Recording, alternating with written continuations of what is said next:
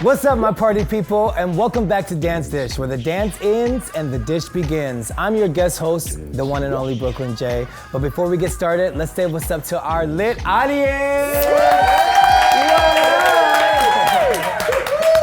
All right, I'm here with some iconic people that's paved the way for all of us sickening folks out here. So let's give it up to Eddie Garcia,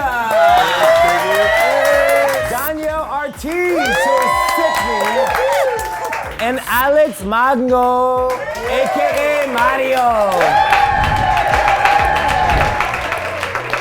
All right, so I've been to Brazil and I know they get so lit out there. So can you please tell me how you started your whole career out there and came here?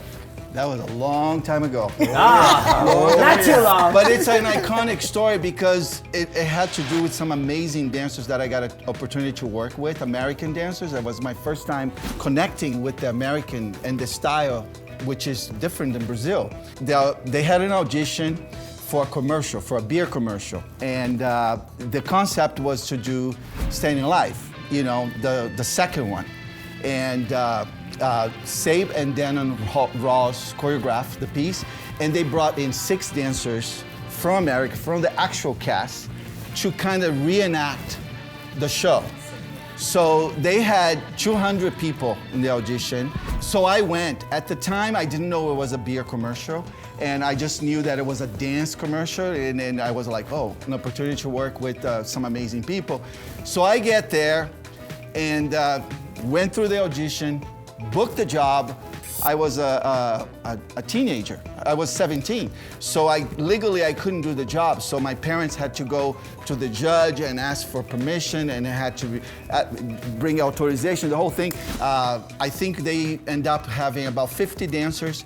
I got a chance to work with all of Michael Rooney, Helene Phillips, Michelle Johnston, and all of these people, like, they were iconic on their own, you know, already. And I remember watching them in the video. I remember watching Staying Alive and going like, Helene with the hair, yes. And then, you know, Michelle Johnston. I mean, I remember all of those people, you know.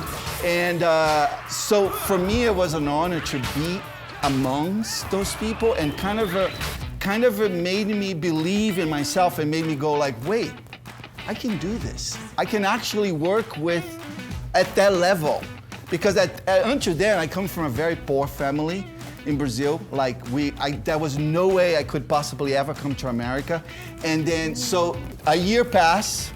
The second year, by chance, by fate, there was an audition. Paramount Picture was sponsoring.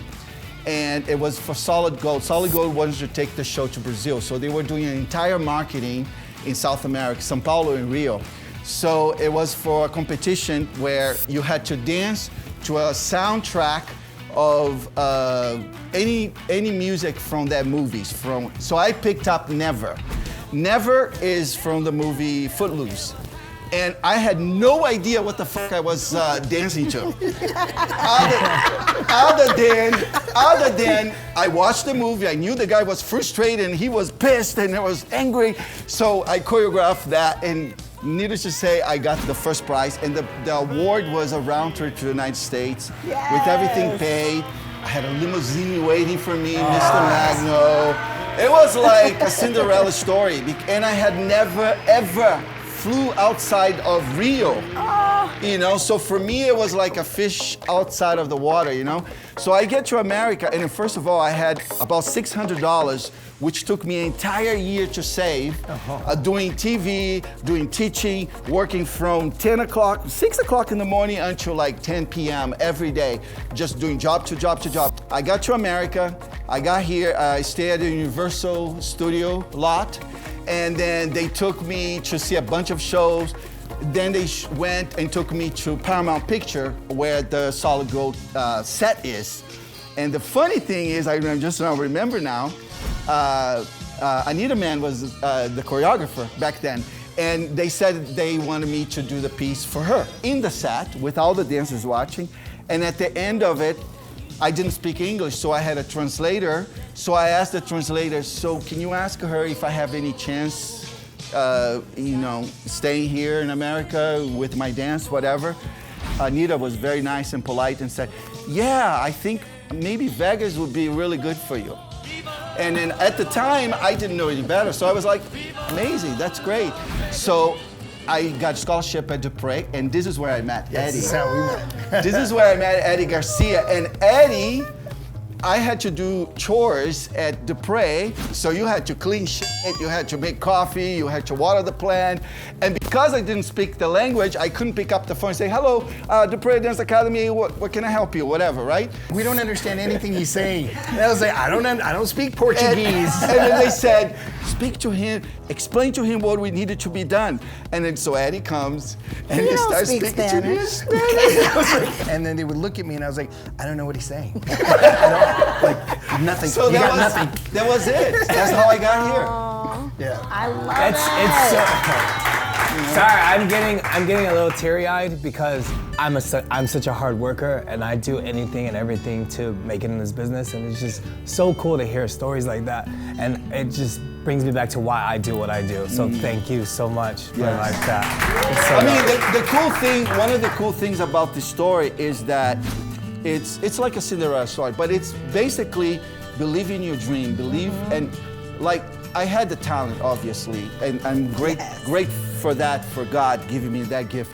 But it takes discipline. I would not make it if I didn't believe in myself and I didn't work and I was not willing to do what I did to get where I am today. Yeah. So talking about academical training, which nowadays it almost doesn't exist anymore. It does not exist. It doesn't exist, No. but in my time, I had the best teachers. Yep. And I'm so I grateful agree. for them, you know? Back then, you had to earn it. You couldn't just be like, hey, I look good, you know? Oh no. And look at me online. Look at my cute video that I did. It No. doesn't help. So it's. I hope that the young kids watching this today, that they remember this, that they remember that discipline is everything in dance. It's great to have all the social media buzz, but you have to have the actual talent behind, and you gotta educate yourself. Please.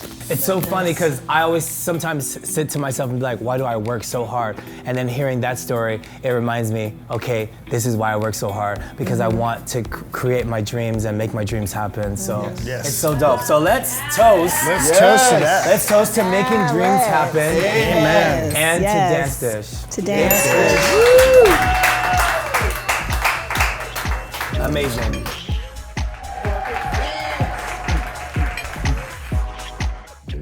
Dance Dish.